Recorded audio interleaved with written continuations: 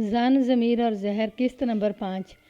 حضور ہم یہ دیکھ کر بہت حیران ہوئے کہ خالد میاں جیسا جابر آدمی ان کی منتیں کرنے لگا کہ تمہیں لڑکا صحیح سلامت مل گیا ہے، پولیس کے پاس نہ جاؤ۔ وہ جب باہر نکلے تو خالد میاں بھی ان کے ساتھ نکل گئے۔ میں اور سراج ساری رات ڈرتے رہے۔ اگلے دن ہم تینوں خالد میاں کے گھر گئے اور پوچھا کہ خطرہ ٹال گیا ہے یا نہیں۔ انہوں نے ہمیں تسلی دی اور بتایا کہ لڑکے والے خالد میاں کے پاس آ رہے ہیں اور کوئی تصفیہ ہو جائے گا۔ پھر ہم نے دیکھا کہ لڑکی کے منگیتر کا باپ اور بھائی خالد میاں کے پاس آئے تھے۔ مجھے یہ معلوم نہیں کہ ان کے درمیان کیا باتیں ہیں۔ خالد میاں نے شام کو تسلی دی کہ معاملہ رفع دفع ہو گیا ہے۔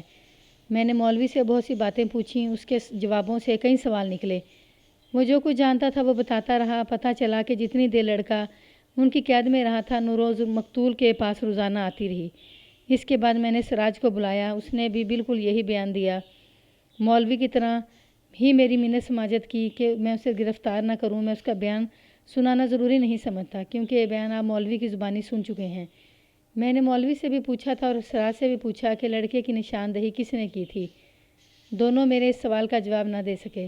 سراج نے اپنی رائے دی کہ جس طرح اس کے آقا نے جاسوس رکھے ہوئے تھے ویسے ہی جاسوس لڑکے والوں کے پاس بھی ہوں گے، وہ بھی مقتول کی ٹکر کے لوگ تھے۔ میں البتہ اس بات پر حیران ہو رہا تھا کہ لڑکے والے چپ کیوں ہو گئے۔ اتنا عرصہ گزر جانے کے بعد تک انہوں نے کوئی کارروائی نہیں کی تھی۔ یہاں سے مجھے شک پیدا ہوا کہ انہوں نے یہ یقین کر کے کہ لڑکے کو مقتول نے اغوا کرا لیا تھا، لڑائی جھگڑے کے بجائے مقتول کو کسی دھوکے میں لا کر زہر دے دیا۔ میں نے ان سب لوگوں کو جو بلائے تھے وہیں بیٹھا رہنے دیا، دونوں ہیڈ کانسٹیبلوں کو ان پر چھوڑا اور میں اکیلا ہی نوروز کے گھر جا پہنچا۔ سورج غروب ہو چکا تھا۔ ماں بیٹی مجھے دیکھ کر پھر اسی طرح گھبرائیں جس طرح پہلے گھبرائی تھیں۔ میں نے انہیں پھر تسلی دی اور اب میرا لب و لہجہ انداز کچھ اور تھا۔ یہ نہ سمجھیں کہ میں ان پر روب جھاڑ رہا تھا۔ اتنا تو میں سمجھتا تھا کہ خالد نے نوروز کو اپنے قبضے میں لینے کے لیے اس کے بھائی کو اغوا کرایا تھا۔ آپ معزز خاندان کی خواتین ہیں، میں نے کہا، میں پولیس کی اس برانچ سے تعلق رکھتا ہوں جسے اختیار حاصل ہے کہ وہ بڑے سے بڑے افسر کو بھی جہاں چاہے لے جا سکتی ہے۔ میں آپ لوگوں کی عزت کر رہا ہوں اور آپ مجھے چکر دے رہی ہیں۔ کیا یہ اچھا لگے گا کہ میں آپ دونوں کو اور بچے کو تھانے میں بلاؤں اور وہاں بچے سے کہوں کہ وہ بیان دے کہ وہ کس طرح اغوا ہوا تھا، اور پھر آپ سے جواب طلبی کروں کہ آپ اتنا بڑا واقعہ مجھ سے کیوں چھپاتی ہیں؟ میں آپ کی مدد کے لیے آیا ہوں۔ میں یہ بات کر ہی رہا تھا کہ نوروز کی ماں کی آنکھوں سے آنسو بہہ نکلے۔ نوروز اندر چلی گئی، واپس آئی تو اس نے ایک کاغذ میرے ہاتھ میں دے دیا۔ اس کاغذ پہ لکھا تھا 30,000 روپیہ دے دو اور اپنا لڑکا لے جاؤ۔ 4 دن کے اندر اندر رقم نہ ملی تو اگلی صبح لڑکے کی لاش تمہارے کھیتوں میں پڑی مل جائے گی۔ اگر پولیس تک پہنچو گی تو لڑکے کی لاش بھی نہیں ملے گی۔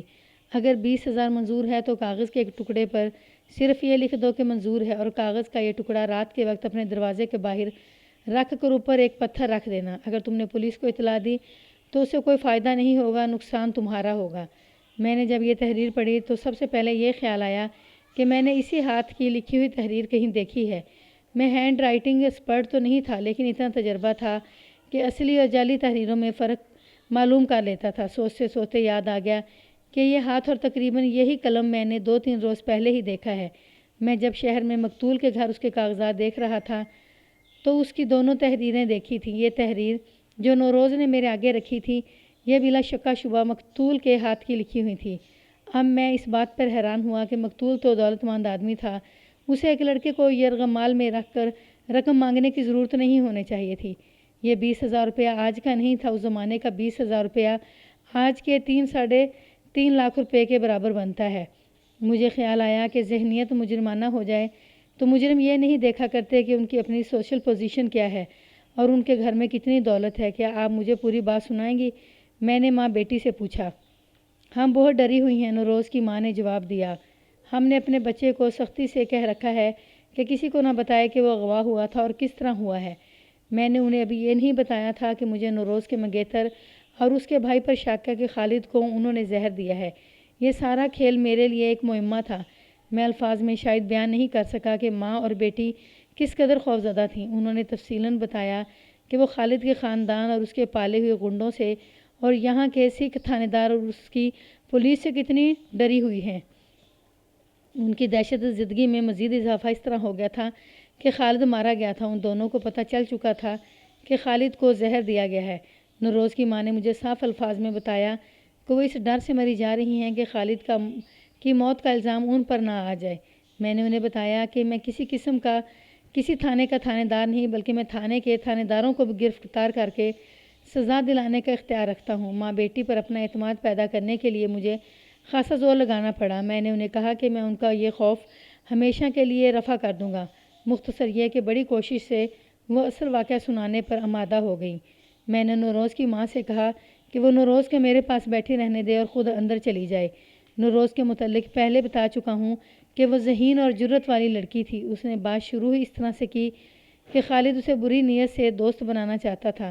چونکہ خالد اور نوروز ایک ہی سوشل حیثیت کے تھے اور لڑکی پردہ نشین نہیں تھی بلکہ کچھ آزاد خیال تھی، اور اسے معلوم تھا کہ خالد شریف آدمی نہیں، لیکن وہ سمجھتی تھی کہ خالد کم از کم اس کے ساتھ بدتمیزی نہیں کرے گا، اس لیے وہ اس کے ساتھ کچھ بے تکلف ہوگی۔ خالد نے کھیتوں اور دیگر کاموں کے معاملے میں ان لوگوں کی امداد شروع کر دی۔ ایک روز نوروز خالد کے مکان میں آئی ہوئی تھی۔ خالد نے اس کے ساتھ اس قسم کی بے تکلفی شروع کر دی جس کی نوروز کو امید نہیں تھی۔ نوروز نے ہنستے ہنستے اسے ٹالنا چاہا، لیکن خالد ٹلتا نظر نہیں آتا تھا۔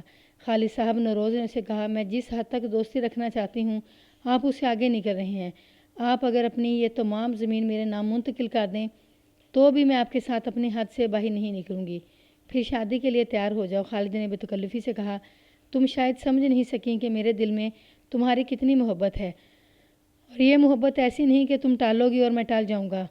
ساری زندگی کی رفاقت قبول کر لو۔ کیا آپ شادی شدہ نہیں؟ نوروز نے پوچھا۔ اس سے تو میں پہلے ہی جان چھڑا رہا ہوں، خالد نے کہا۔ وہ مجھ سے تنگ ہے، تم ہاں کہو اور میں اسے طلاق دے دوں گا۔ لیکن میں طلاق نہیں لے سکتی، نوروز نے کہا۔ کیا کہہ رہی ہو؟ خالد نے حیران ہو کر کہا، تم شادی شدہ تو نہیں ہو؟ میری منگنی ہو چکی ہے خالد صاحب، نوروز نے کہا، اور منگنی اس کے ساتھ ہوتی ہے جسے میں دل سے پسند کرتی ہوں، میں اسے کبھی نہیں چھوڑوں گی۔ اس کے باوجود خالد اسے اپنی ہوس کے جال میں پھانسنے کی کوشش کرتا رہا۔ نوروز نے بڑی مشکل سے اسے ٹالا اور اٹھ کر چل پڑی۔ خالد نے اسے پوچھا کہ وہ کل کس وقت آئے گی؟ اگر آپ وعدہ کریں کہ پھر کبھی آپ میرے ساتھ اس قسم کی بات نہیں کریں گے تو جس وقت آپ چاہیں گے آ جاؤں گی، نوروز نے کہا۔ مجھے بھی اس جنگل میں کسی کے ساتھ کی ضرورت ہے، لیکن میری اس آزاد خیالی کو اب کوئی دوسرا رنگ نہ دیں۔ اگلے روز نوروز خالد کے ہاں نہ گئی، خالد اس کے ہاں آ گیا۔ نوروز نے اسے صاف الفاظ میں کہہ دیا کہ اس نے بہت سوچا ہے، آخر وہ اس نتیجے پر پہنچی ہے کہ وہ خالد سے تعلقات توڑ لے۔ اس سے اگلے روز نوروز کا چھوٹا بھائی گھر سے نکلا اور واپس نہ آیا۔ رات بھر ماں بیٹی روتی اور اس کا انتظار کرتی رہیں۔ انہوں نے اپنے مزاروں کو ہر طرف دوڑایا تھا اور ہر طرف سے یہی جواب ملتا تھا کہ بچہ نہیں ملا۔ صبح دونوں علاقے کے تھانے میں چلی گئیں اور سکھ تھانے دار جوگندر سنگھ کو رپورٹ دی۔ نوروز نے مجھے بتایا کہ جوگندر سنگھ نے عام سے کاغذ پر رپورٹ لکھی، لڑکے کی عمر، حلیہ وغیرہ لکھا اور کہنے لگا کہ گھر جا کر آرام سے بیٹھو، لڑکا مل جائے گا۔ ماں بیٹی گھر آ گئیں، لیکن انہیں چین کیسے آتا؟ دوپہر کو دونوں پھر تھانے چلی گئیں۔ جوگندر سنگھ کا رویہ کچھ اور بدلا ہوا تھا۔ تم لوگ پولیس والوں کو خام خواہ پریشان کرتے ہو، جوگندر سنگھ نے انہیں کہا۔ اپنے لڑکوں کو تم لوگ لگام ڈال کر نہیں رکھتے، وہ آوارہ ہو جاتے ہیں، پھر عیاشی کرنے کے لیے شہروں کو چلے جاتے ہیں اور تھانے میں آ کر رپورٹ لکھواتے ہیں کہ لڑکا لاپتہ ہو گیا ہے۔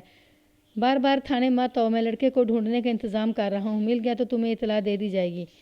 آپ تصور میں لا سکتے ہیں کہ ماں اور بہن کی جذباتی حالت کیا ہوگی۔ یہ ماں کا اکلوتا بیٹا تھا اور اس کا باپ مر چکا تھا۔ وہ رات ماں اور بیٹی نے آنکھوں میں کاٹی۔ صبح اٹھ کر باہر نکلیں تو باہر والے دروازے کی درز میں یہ رکا طے کیا ہوا ملا جس کا میں نے پہلے ذکر کیا ہے۔ اب تو ان بیچاریوں کی حالت اور زیادہ خراب ہوگی۔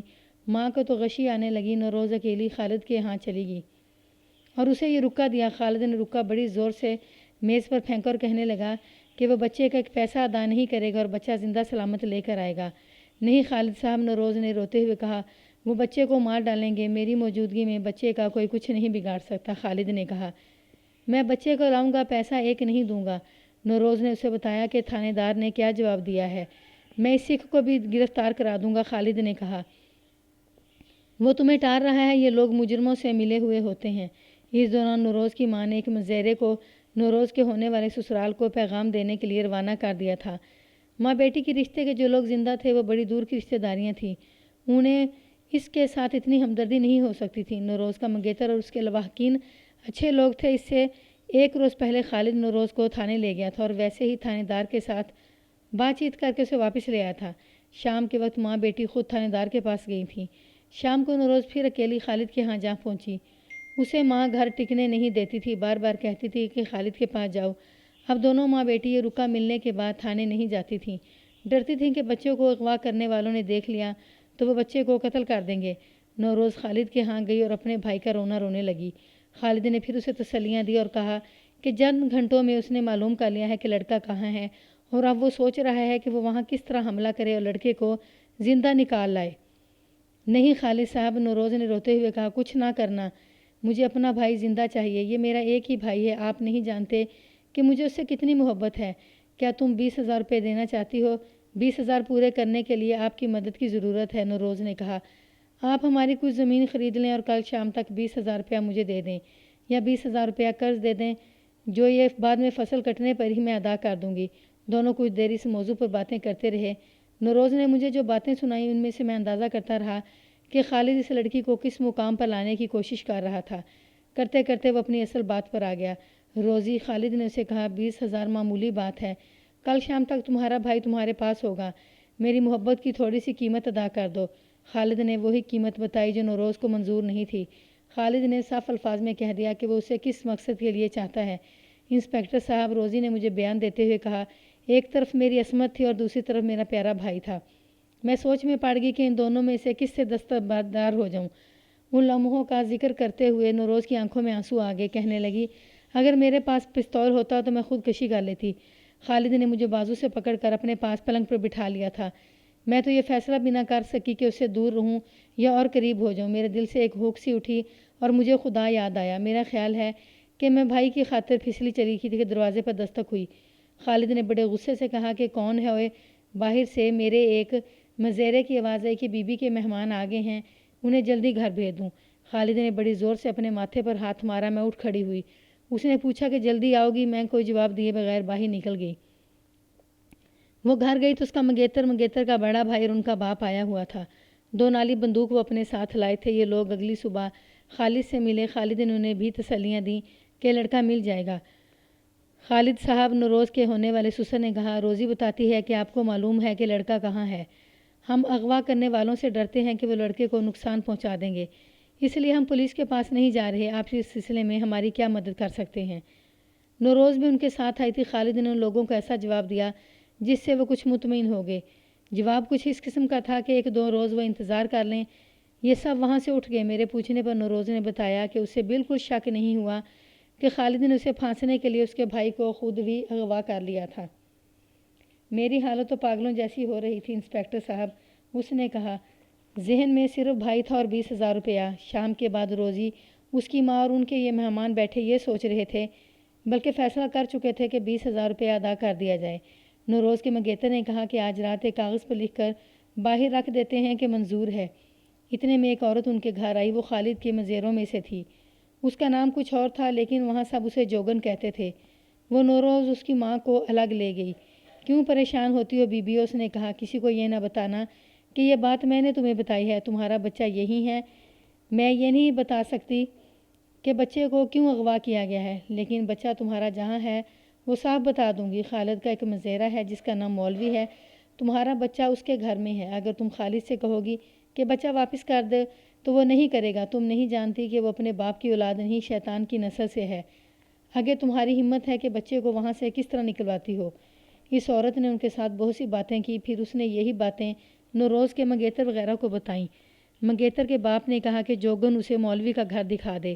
رات کا وقت تھا۔ جوگن نوروز کے منگیتر کو دور کا چکر کاٹ کر ساتھ لے گئی اور مولوی کا مکان دکھا دیا۔ دور کا چکر کاٹنے کا مقصد یہ تھا کہ خالد کا گھر سیدھے راستے میں آتا تھا۔ جوگن نے یہ بھی بتایا کہ خالد رات کو وہاں جاتا ہے۔ مکان کا نقشہ بھی سمجھایا۔ وہ سیدھا سادہ مکان تھا۔ پہلو بہ پہلو 2 کمرے تھے اور آگے صحن تھا۔ صحن کی دیوار کچی تھی۔ جوگن نے نوروز کے منگیتر کو بڑی اچھی طرح سے گھر کا نقشہ سمجھا دیا۔ یہ کوئی محل نہیں تھا، بنگلہ نہیں تھا اور یہ حویلی بھی نہیں تھی۔ نوروز کا منگیتر اسی رات وہاں سے چلا گیا۔ رات 11 بجے ایک ریل گاڑی گزرتی تھی۔ منگیتر صبح اپنے شہر پہنچ گیا۔ اس نے اپنی برادری اور رشتہ داری کے 2 دلیر اور بدمعاش قسم کے دوست اپنے ساتھ لیا اور اسی روز واپس آ گیا۔ وہ رات 9 بجے کے لگ بھگ اراضی پر واپس آیا۔ میں یہ سن کر حیران ہوا کہ اس نے یہ انتظام اتنی تیزی سے کیا کہ رات گیا اور دوسری رات آ بھی گیا۔ اراضی کی جگہ سے ریلوے اسٹیشن تک لاری جاتی تھی، یہ اسے جلدی مل گئی۔ آخری لاری جا رہی تھی۔ مجھے بعد میں پتہ چلا کہ واپسی پر ریلوے اسٹیشن سے اس طرف آنے والی لاری کو چلنے میں ابھی بہت وقت تھا۔ سواریاں پوری ہو جانے پر لاری چلا کرتی تھی۔ یہ امیر کبیر لوگ تھے۔ ان تینوں نے سالم لاری لے لی۔ ڈرائیور کو پیسے دے کر کہا کہ وہ اڑتا ہوا چلے۔ ڈرائیور نے لاری کو اڑا کر دکھائی اور انہیں منزل پر پہنچا دیا۔ میں اور امی نہیں چاہتی تھیں کہ یہ طریقہ اختیار کیا جائے۔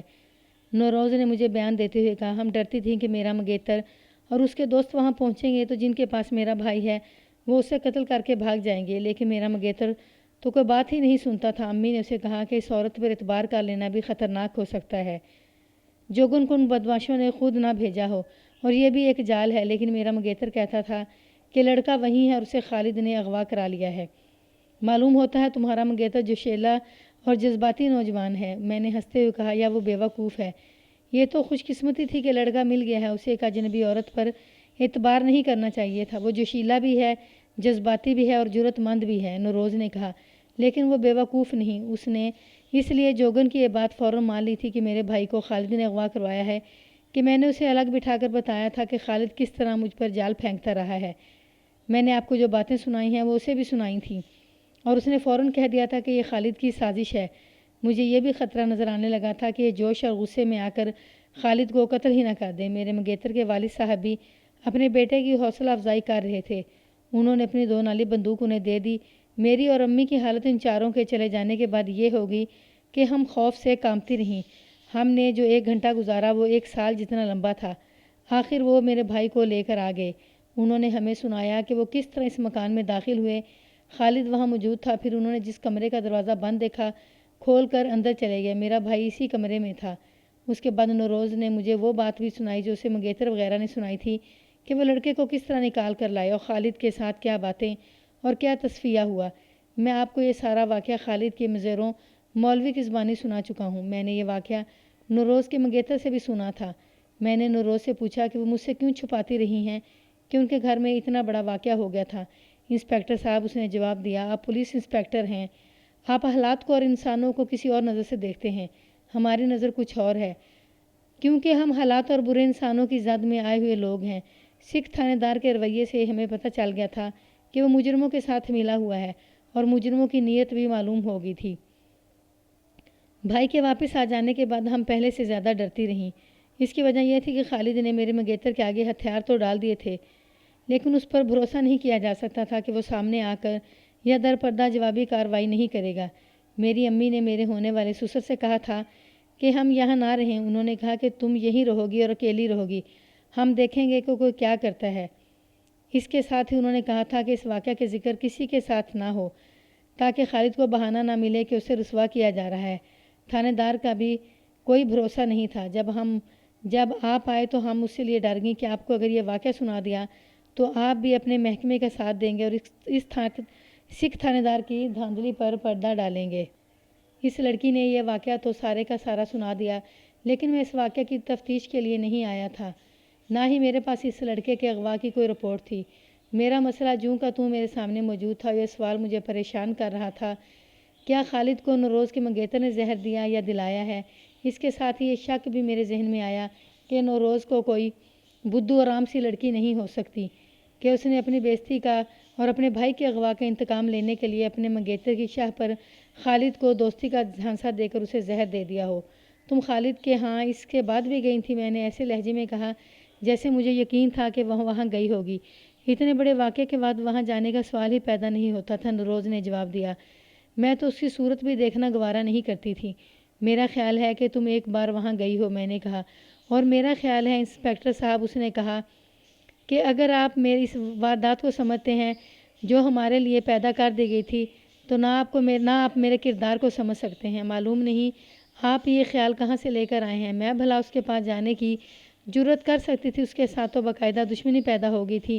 میں جاتی تو مجھ سے انتقام لیتا، مجھے ہی غائب کر دیتا۔ اس کے ہاں جانے کا مقصد ہی کوئی نہیں رہا تھا۔ میں نے ہر پہلو سے اس پر حملہ کیا، اس کے ہر جواب کو بڑی غور سے سنا، جوابوں میں سے سوال نکالے، لیکن اس کی خود اعتمادی اور ذہانت کو دیکھ کر مجھے یہ ماننا پڑا کہ خالد کو اس نے زہر نہیں دیا۔ لیکن میں ابھی یہ ماننے پر آمادہ نہیں ہو رہا تھا کہ خالد کی زہر خورانی کا تعلق لڑکے کے اغوا کے ساتھ نہیں، اسے اسی سلسلے میں زہر دیا گیا تھا۔ تمہیں یہ تو معلوم ہوگا کہ خالد میاں یہاں سے کب شہر گیا تھا؟ میں نے نوروز سے پوچھا۔ تیسرے چوتھے روز پتہ چلا تھا کہ وہ یہاں سے چلا گیا ہے، نوروز نے جواب دیا۔ پھر کچھ دنوں بعد پتہ چلا کہ وہ مر گیا ہے، اور یہ بھی سنا کہ اس کی موت زہر سے واقع ہوئی ہے۔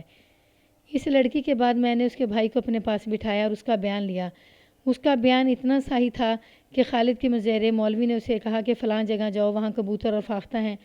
لڑکا دوڑتا ہوا وہاں پہنچا، اس کے پاس غلیل تھی، وہاں وہ ادھر ادھر دیکھ رہا تھا تو کسی نے اس پر کپڑا پھینکا اور اسے اٹھا کر لے گئے۔ میں نے اس سے پوچھا کہ اسے کہاں لے گئے تھے؟ اس نے بتایا کہ پہلے اسے ایک مکان میں لے گئے، پھر آنکھوں پر پٹی باندھ کر ایک گھوڑے پر بٹھایا اور بہت دور لے گئے تھے۔ وہاں انہوں نے اسے ایک مکان میں رکھا اور اسے بڑا اچھا کھانا دیتے رہے۔ میں نے آپ کو پہلے بتایا ہے کہ اسے گھوڑے پر بٹھا کر وہیں گھماتے پھراتے رہے، جس سے وہ یہ سمجھا کہ اسے بہت دور لے جایا جا رہا ہے۔ میرے پوچھنے پر اس نے بتایا کہ اسے سوائے قید کے اور کوئی تکلیف نہیں دی گئی۔ مختصر یہ کہ اس لڑکے سے مجھے اپنے کام کی کوئی بات تو معلوم نہیں ہوئی۔ میں نے اسے یہ بھی معلوم کرنے کی کوشش کی کہ نوروز اس کے بعد بھی خالد کے ہاں گئی تھی یا پھر وہ خالد ملا تھا۔ لڑکے نے بڑا ہی پختہ جواب دیا کہ نوروز کے ہونے والے سسر نے بڑی سختی سے کہا تھا کہ خالد کی اراضی کی حدود میں قدم بھی نہ رکھنا۔ نوروز کی ماں کے ساتھ جو باتیں ہوئیں وہ ویسی ہی تھیں جیسے نوروز نے سنائی تھی۔ وہ اب بھی ڈری ہوئی تھی۔ میں نے اسے بہت تسلیاں دیں اور وہاں سے اٹھ آیا۔ راستے میں یہی معمہ میرے ذہن میں کلبلاتا رہا کہ خالد کو زہر کس نے دیا۔ پھر یہ عورت جس کا نام جوگن بتایا گیا تھا میرے ذہن میں آ گئی۔ تفتیش کا یہ مرحلہ بہت صبر آزما ہوتا ہے۔ عقل ایسے امتحان میں پڑ جاتی ہے جو عقل کو مار دیتا ہے۔ سوال یہ میرے سامنے آیا کہ اس عورت نے لڑکے کی نشاندہی کیوں کی؟ اسے معلوم تھا کہ لڑکا فلاں جگہ ہے، تو یہ ایک ثبوت تھا کہ لڑکے کو اغوا میں شامل تھی۔ اگر شامل تھی تو اس نے نشاندہی کیوں کی؟ کیا اس کی خالد سے کوئی دشمنی تھی یا ان دونوں مزیروں سے؟ سوچ کر میں نے ضروری سمجھا کہ اس عورت کے ساتھ گفتگو کر لی جائے۔ میں نے خالد کے مکان میں، جسے میں اب تفتیش کا ہیڈ کوارٹر بنا لیا تھا، پہنچتے ہی جوگن کو طلب کر لیا۔ جوگن کے آنے تک میں نے رام سہائے سے پوچھا کہ وہ جوگن کو جانتا ہے؟ اسے کون نہیں جانتا حضور، اس نے جواب دیا۔ بڑی گہری اور بڑی تیز عورت ہے، جیسے چکر کوہ چلا کر دکھا دے گی۔ جاگیردار خالد کے منہ چڑھی ہوئی تھی۔ اپنی جوانی تو اس نے جیسے تیسے گزاری، وہ سب جانتے ہیں، لیکن اب اس کی چلاکیوں کے رنگ ڈھنگ بدل گئے ہیں، جس کی وجہ سے یہ ہے کہ اس کی بیٹی جوان ہو گئی ہے اور بڑی خوبصورت نکلی ہے۔ جوگن سائے کی طرح اسے اپنے ساتھ رکھتی ہے۔ وہ چاہتی ہے کہ اس کی بیٹی کہیں خجل خراب نہ ہو، باعزت طریقے سے ڈولی میں بیٹھ کر چلی جائے۔ اس کی ساری اولاد یہی ایک بیٹی ہے، اس کا خاوند یہی مزیرہ ہوگا۔ نہیں حضور، رام سہائے نے جواب دیا، بیوہ ہے، 7-8 سال گزرے وہ مر گیا ہے، اور حضور لوگ کہتے تھے کہ جوگن نے اپنے خاوند کو زہر دے کر مارا تھا۔ وہ فوراً مر جاتا تو یہ شاید پکڑی بھی جاتی۔ اگر اس نے زہر دیا تھا تو ایسا زہر دیا جس نے اس کے خاوند کو پہلے بیمار کیا، پھر 2 دن بعد وہ مر گیا، جس سے کسی کو شک نہ ہوا کہ مرنے والا زہر سے مرا ہے۔ کیا تمہیں یقین ہے؟ نہیں حضور، رام سہائے نے جواب دیا، کسی پر بغیر ثبوت کے الزام لگانا اچھا نہیں ہوتا، لوگ کہتے تھے۔ اور حضور لوگوں کے کہنے کا کیا ہے؟ جوگن اچھی شکل صورت والی عورت تھی، ایسی بری نہیں تھی کہ جو کوئی اسے بلاتا اس کے ساتھ چل پڑتی۔ تو مزیروں کی بہو بیٹی، لیکن طرح دار تھی اور چھوٹے موٹے آدمی کی طرف تو دیکھتی نہیں تھی۔ جن لوگوں کے ہاتھ وہ نہیں آتی تھی انہوں نے اسے اس طرح بدنام کرنے کی کوشش کی ہوگی کہ اس نے اپنے خاوند کو زہر دیا ہے۔ اس کے بعد میں نے شامے کو بلا کر جوگن کے متعلق پوچھا۔ اس نے بھی وہی رام سہائے جیسی رائے دی۔ اس نے بھی یہی کہا کہ سنا ہے جوگن نے اپنے خاوند کو زہر دیا ہے، لیکن اسے یقین نہیں تھا۔ تم تو اس کے متعلق اور بہت کچھ بتا سکتے ہو، میں نے کہا۔ تمہیں تو مالک نے لوگوں کا نمبردار بنا رکھا تھا۔ ہاں علی جا، اس نے کہا، جتنا میں اسے جانتا ہوں شاید کوئی اور نہ جانتا ہو۔ ایک بات یہ بھی ہے کہ جب سے اس کی بیٹی جوان ہوئی ہے وہ بہت چوکس اور طبیعت کی سخت ہو گئی ہے۔ تم نے تو اس کے ساتھ بڑی گہری دوستی گانٹھ رکھی ہوگی۔ میں نے کہا، دوستی کا مطلب سمجھتے ہو نا؟ گہری دوستی نہ کہیں علی جا، اس نے کہا اور کھسیانہ سا ہو کر بولا، بس کبھی کبھار۔ لیکن اب اپنی بیٹی کے معاملے میں وہ اتنی سخت ہو گئی ہے کہ خالد میں اس کی بیٹی کو یہاں بلاتے تھے تو جوگن خود ساتھ آتی تھی، ساتھ رہتی تھی اور بیٹی کو ساتھ لے جاتی تھی۔ میں تو خالد میاں کا خاص آدمی تھا۔ انہوں نے مجھے 3-4 مرتبہ کہا تھا کہ تم اس عورت پر اپنا روب نہیں جما سکے۔ میرے کہنے کے باوجود ہی اپنی بیٹی کو میرے پاس نہیں بھیجتی۔ میں نے جوگن سے کہا تھا کہ اس نے اپنی جوانی ایسے گزاری تھی، اب اپنے مالک اس کی بیٹی کو چاہتے ہیں تو اسے خوش ہونا چاہیے، انعام جھولی سے بھر دیں گے۔ لیکن علی جا، اس عورت نے قسم کھا لی تھی کہ اپنی بیٹی کو ناپاک کر کے ڈولی میں نہیں بٹھائے گی۔